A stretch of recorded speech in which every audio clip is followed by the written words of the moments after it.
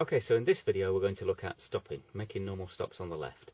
The other video was about moving off, which hopefully you've seen, and this is the other half to it, which is the stopping part of it.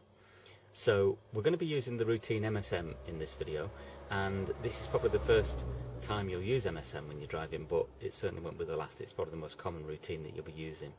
The POM routine you're going to be using a lot, but MSM you're going to be using even more. So we'll be looking at the MSM routine, but I also want to explain to you a bit more about the practical way that you're going to stop on the left. So we've been driving along and we're going to pull up on the left. And the first thing we need to do is find somewhere that's safe, convenient and legal. And that spells scalp, so it's an easy way of remembering it. You want a safe, convenient and legal place. So somewhere where it's not illegal to park, like on double yellow lines in a bus stop, that kind of thing. Somewhere where it's going to be safe, not on the brow of a hill or on a bend. Somewhere where it's convenient, so not in front of somebody's driveway. And any areas that you might find that it could be a problem if you parked, problem to somebody else as well as yourself really.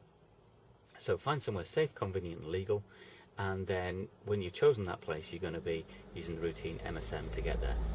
So you would start with your interior mirror, and we always start with the interior mirror when we're checking mirrors because that gives you a true picture of how close things are behind you.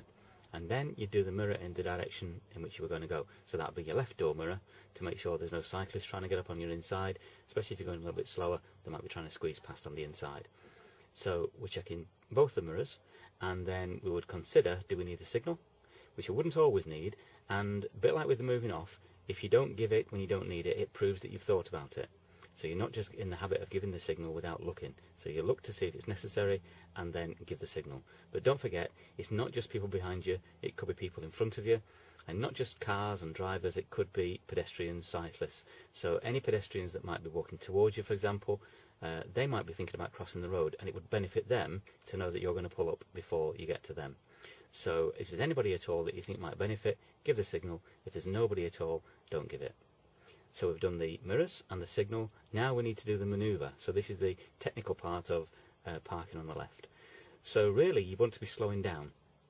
Dependent on your speed, depends on how quickly you want to slow down. But let's imagine that we're just doing moving off and stopping, which you'd only be in first gear for. So you won't really be going that fast.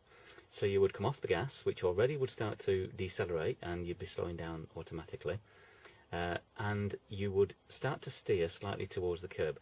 Again, you wouldn't need an awful lot of steering to position back in towards the curb. You just need about, if you think of 12 o'clock being straight in the middle of the steering wheel, if you steer slightly to the left at about 5 to 12 or 10 to 12, that's going to bring you towards the curb, and then you steer slightly away from the curb to bring it parallel, and then you steer straight again. And so the whole car has been brought in parallel to the curb, and you're not at an angle to it or away from it. So you steer slightly towards it, slightly away, and then parallel with it. And to judge that, you will be looking at where the position of the curb is in your windscreen. I'll show you that in a moment.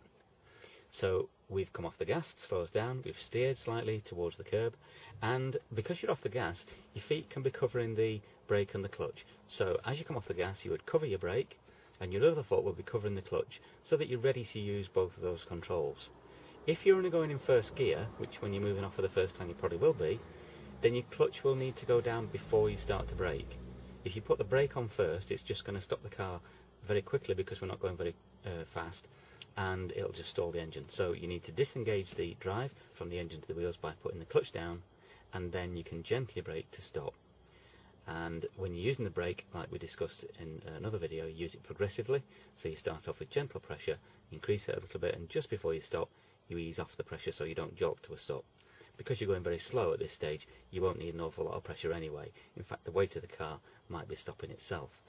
Later on, when you go faster speeds, you get into second and third gear, then you will need that little bit more pressure on the brake to slow you down and stop.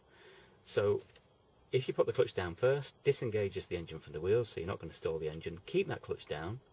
You just gently brake to stop, keeping both hands on the wheel until you've stopped, and then you will put the handbrake on, and then you will go into neutral, and then you can rest your feet. So until you've done the handbrake neutral, keep your clutch down, keep your foot on the brake so the car doesn't roll, and then put the handbrake on, take it out of gear, and then you can rest your feet. A lot of pupils tend to, once they've stopped, tend to take the feet off the pedal straight away because they think, oh, I've stopped, that's it. But immediately you're going to stall. So you've got to remember that unless it's in neutral, you can't take your foot off that clutch. because it's just going to reconnect the engine to the wheels and it'll stall because the car's not moving. So that's technically how you're going to pull up on the left. I'll show you that position in the windscreen now, and hopefully you'll understand what I was saying about that.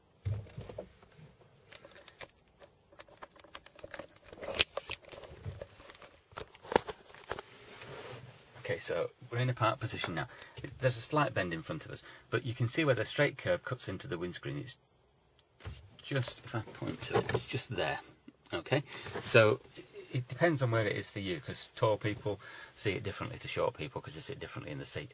But wherever you see that straight curb cut into the windscreen for you, that is going to be the position that you want it in when you come back to park. When you're driving along the road in a normal driving position, that curb is going to look slightly to the left of where it is now. You'll have a bit more of a gap between you and the curb. So for parking, get a reference when the car is in a parked position, and then when you come back to park, you're looking for that curb being in the same position. So that's a way to judge how close you are to the curb. Okay, so we've moved off, we've stopped, and you've done your handbrake and neutral, and then you can rest your feet.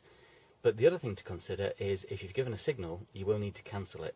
It's very easy to forget to cancel a signal, and then you could move off with a left signal on, which will be totally confusing to everybody. So do three things. Start from the bottom. The handbrake's the lowest thing, so you put the handbrake on first, then you go up to the gear lever, put it into neutral, and then you go up to the indicator and cancel the signal if you've given one. So 1, 2, 3 from the bottom to the top. Handbrake, neutral, cancel signal. And then you've completed a normal stop. So hopefully that's helped you, and look forward to seeing you in another video.